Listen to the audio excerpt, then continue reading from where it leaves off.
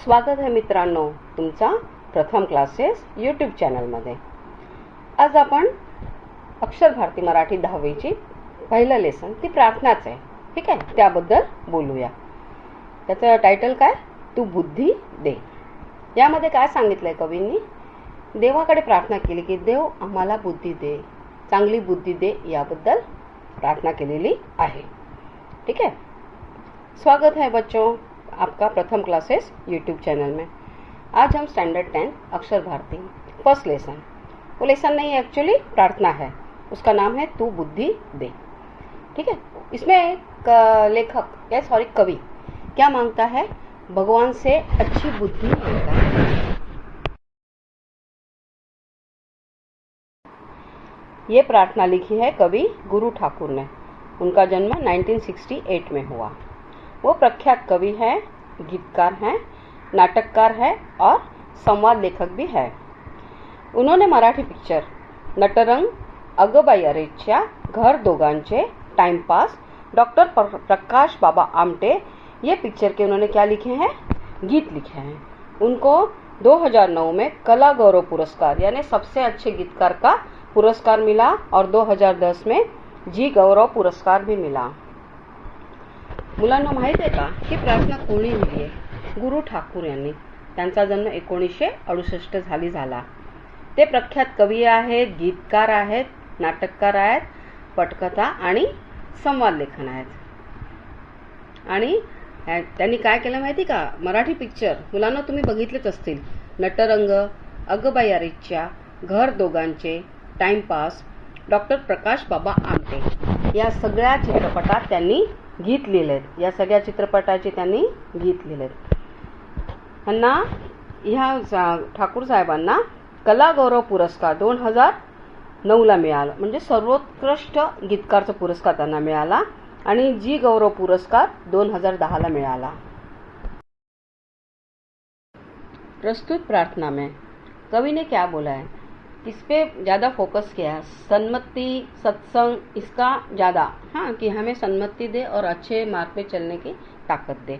और उसके साथ जो सही बोल रहा है या मैं सही हूँ तो उसके सही सत्य पे चलने की ताकत मिलनी चाहिए। और जो गरीब है, जो अनाथ है या जिसमें ताकत नहीं है, उनको उनका बल बनना चाहिए। ये सब चीज़ों पे उन्होंने फोकस किया है। प्रस्तुत प्रार्थनेत सन्मार्ग, सन्मती आणि सत्संग याचं महत्त्व कवीने अधोरेखित केले आहे। कायम सत्याची कास धरता यावी, संवेदनशीलता जपण्याची ताकद मिळावी, अनाथाचे नाथ होण्याचं बळ मिळावं व शाश्वत सौंदर्याचा ध्यास लागावा, या भावना या प्रार्थनेतून व्यक्त केल्या आहेत।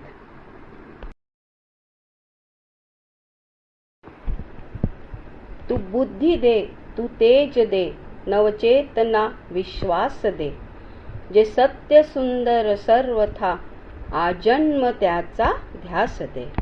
ये लाइनों में कवि ने क्या कहा है कि हे भगवान, भगवान कहाँ कहाँ पे हैं, हर कण कण में भगवान है। तो भगवान से क्या बोल रहे हैं, हे भगवान आप हमें बुद्धि दीजिए और हमारे अंदर जो तेज है, हमारा ये विश्वास है, हाँ, वो बाहर आने के लिए आप ताकत दीजिए, बाहर लेके आए हम, हमारा विश्वास बाहर आए, उसके लिए आप हमें ताकत दीजिए और हमारे में नई एनर्जी डाल दीजिए, ठीक है, नवचेतना यानी एनर्जी। और जो सुंदर है, सत्य है और जो खत्म नहीं होने वाला है, शाश्वत यानी खत्म न होने वाला है, उसके लिए हमें डिजायर दे, लाइफ टाइम हमें वो मिलता रहे, ठीक है। या लाईनीत कवी काय म्हणतात की हे देवा, प्रगल्भ विचार आणि आतील प्रकाश मिळण्याची आस आहे। आम्हाला देवा आम्हाला बुद्धी द्या आणि आमच्यात जे आतील प्रकाश आहे ते बाहेर काढण्याची ताकद दे आणि आमच्या मनात नवचेतना निर्माण करा, म्हणजे आत्मविश्वास निर्माण करा आणि जे शाश्वत सत्य आणि सुंदर आहे त्याचा आयुष्यभर ध्यास राहू दे आम्हाला, अशी कवी म्हणतात।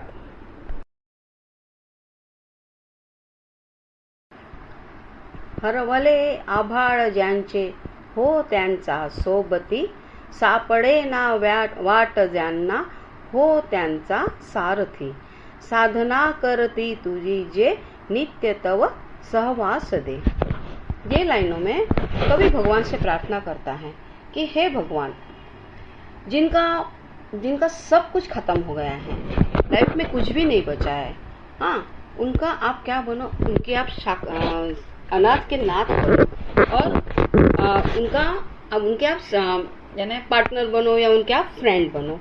दूसरे लाइन में क्या बोला है कि जो खुद के ध्येय से भटक गए, उनको मालूम ही नहीं है कि उनकी जिंदगी का ध्येय क्या है, उन्होंने क्यों जन्म लिया है, तो उनको आप रास्ता बताइए और उनके आप रथ के सारथी बने। रथ यानी रियल रथ नहीं, पर उनके जिंदगी के आप मार्गदर्शक बनिए, ठीक है। और जो आपकी रोज पूजा करते हैं, जो सही रास्ते पे चलते हैं, हाँ, उनको आपका सहवास मिले, ठीक आहे। ज्यांचे सर्वस्व हरवलेले आहे, अनाथाचे नाथ, त्यांच्या सोबत होण्याची शक्ती दे, असे कवी म्हणतात। कोणाला? देवाला म्हणतात। जे जीवनात भरकटले आहेत त्यांना योग्य रस्ता दाखवण्याचा सारथी बनण्याची इच्छा, की जे जीवनात भरकटले आहेत त्यांचे तुम्ही सारथी व्हा आणि माझ्यामध्ये पण ती ताकद द्या।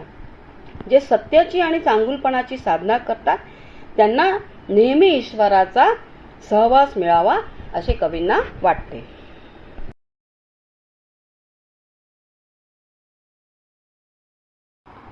जाणावया दुर्बलाचे दुःख आणि वेदना तेवल्या राहो, सदा रंध्रातुनी संवेदना धमनातल्या रुधिरासया, खलभेदनाची आस दे, दे सामर्थ्य या शब्दास आणि अर्थ या जगण्यास दे।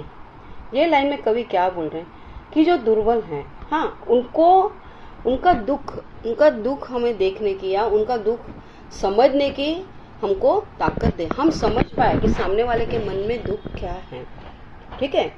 और वो किसी का दुख देख के हमें दुखी होना, वो एक संवेदना है, ठीक है। हम कोई मशीन नहीं है। समझो ना, कोई परेशान रहा, कोई दुखी रहा या किसी के यहाँ प्रॉब्लम आती है तो अपने को फील होता है ना, जैसे आजू बाजू वालों को, रिलेटिव्स को, उसको बोलते हैं संवेदना कि भगवान हमको इतना ऐसे मशीन मत बनाना कि हम सब कुछ भूल जाए, खाली अपने आप का ही सोचे।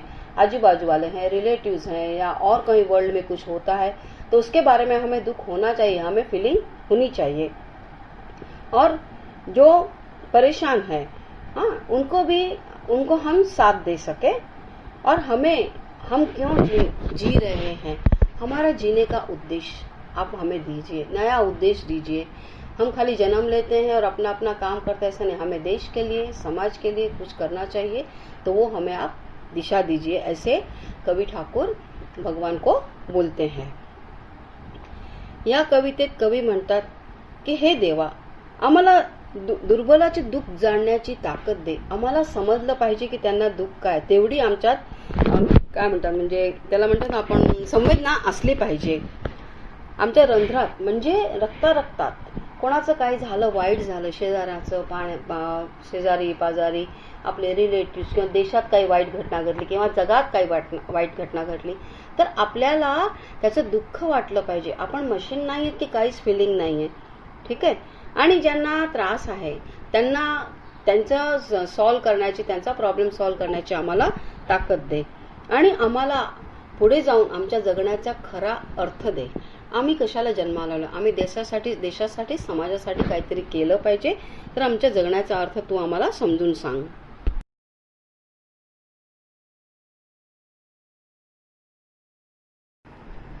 सन्मार्ग आणि सन्मती लाभो सदा सत्संगी, नीती नाही भ्रष्ट हो जरी संकटे आली किती, पंखासया बळ दे नवे झेपावण्या आकाश दे। ये लाइन में कवि क्या बोल रहे हैं कि हे भगवान, आप हमें सन्मार्ग पे चलने की बुद्धि दो। सन्मति यानी बुद्धि, अच्छी मति यानी बुद्धि, ठीक है। हमें अच्छे मार्ग पे चलने की बुद्धि दो और हमारा कैरेक्टर कभी भी खराब ना हो। हम अच्छे लोगों के साथ रहेंगे तो हमें अच्छी बुद्धि आएगी और अच्छी बातें हम सीखेंगे। इसी तरह हमारे लाइफ में कितने भी संकट आए, हमारे लाइफ में कितने भी प्रॉब्लम आए, तो हमें हमारे मार्ग से हटना नहीं है, हमें गलत रास्ते पे चलना नहीं है। ये ताकत आप हमें दीजिए, वो कवि भगवान से मांग रहे हैं। कि संकट आने के बाद हम थोड़ा माइंड डाइवर्ट हो जाता है अपना, कि नहीं चलो गलत काम कर लेते हैं, वैसा भगवान हमें मत देना। हमारे में इतनी ताकत दे कि संकट के समय भी हम अपना सही रास्ता छोड़े नहीं। और आखिर की लाइन में क्या बोलते हैं कि हे भगवान, इतना सारा आकाश है, दुनिया इतनी बड़ी है, बहुत अच्छे काम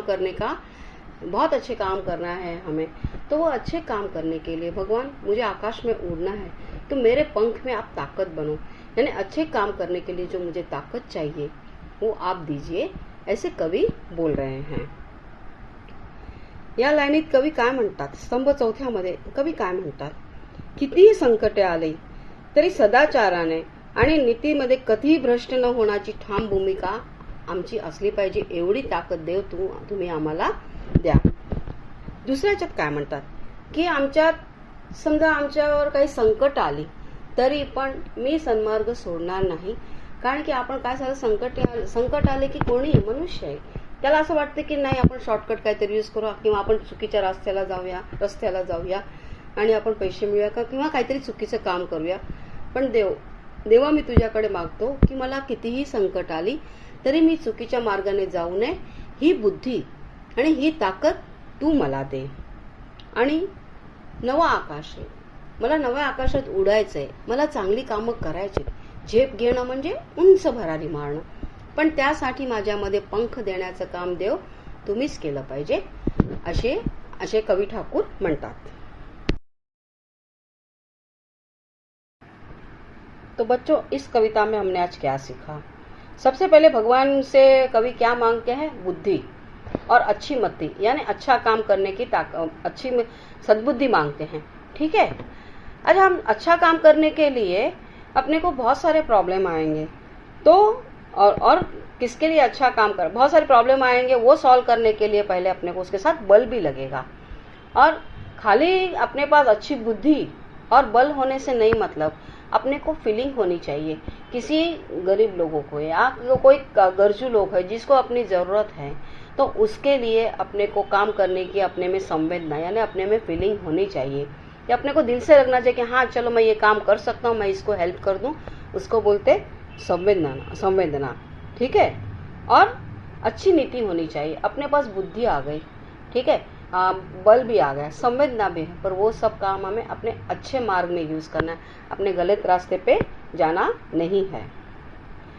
या कवितेत आपण काय शिकलो, बुद्धी आणि सत्य। सुरुवातीला देवाकडे कवी काय मागतात, बुद्धी आणि सत्य मागतात, की सत्य दे आणि त्याबरोबर मला बुद्धीच दे।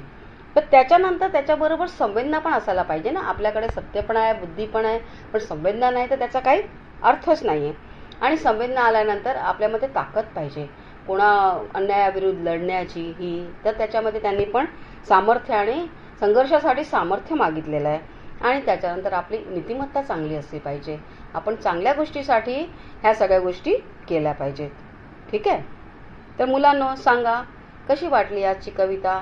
जर तुम्हाला ही कविता आवडली असेल आणि समजली असेल तर तुम्ही नक्कीच प्रथम क्लासेस यूट्यूब चॅनलला लाईक करा, सबस्क्राईब करा आणि शेअर करायला विसरू नका।